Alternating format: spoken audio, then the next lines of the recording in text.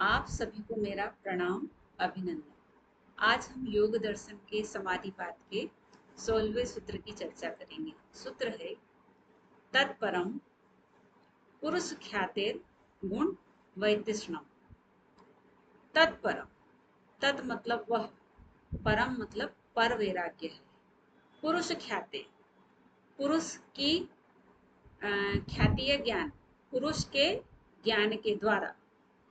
गुण वैतृष्णम, प्रकृति के गुणों की लालसा समाप्त होना।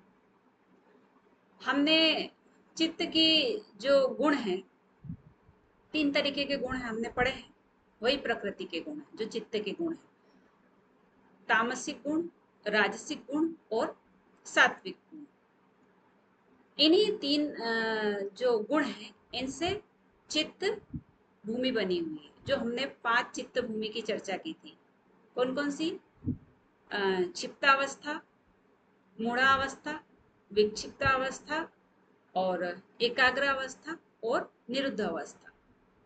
तो जब जो 15वें सूत्र में लिखा हुआ है कि जब इंद्रियों के और जो आनुश्रविक, जो वेद उपनिषद में भी जो विषय भोग की बातें हैं, उनसे जब वैराग्य उत्पन्न हो जाता है और जब संप्रज्ञा समाधि प्राप्त हो जाती है, तो वह एकाग्र अवस्था कहलाती है। संप्रज्ञा समाधि वाली वह एकाग्र अवस्था कहलाती है। उस अवस्था में क्या होता है कि यह जो प्रकृति के 3 गुण होते हैं, तो ये जो गुण है तामसिक, राजसिक और सात्विक, तो इसमें तामसिक और राजसिक गुणों की लालसा तो खत्म हो जाती है संप्रज्ञा समाधि में, जो अपर वैराग्य हमने 15वें सूत्र में देखा था। लेकिन जो सात्विक गुण है वह शेष रहता है।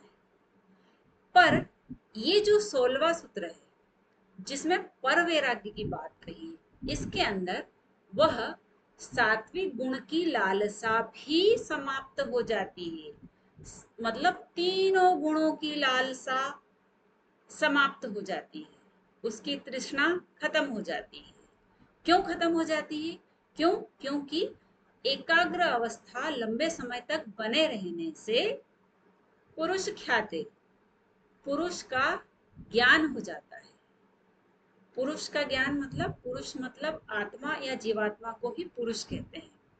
तो वह जो एकाग्रता है, उससे जब उसमें लंबे समय तक व्यक्ति जब ध्यान में रहता है, तो उसे आत्मा का ज्ञान हो जाता है। जब आत्मा का ज्ञान हो जाता है, तो उसे ये सब कुछ मिथ्या लगने लगता है।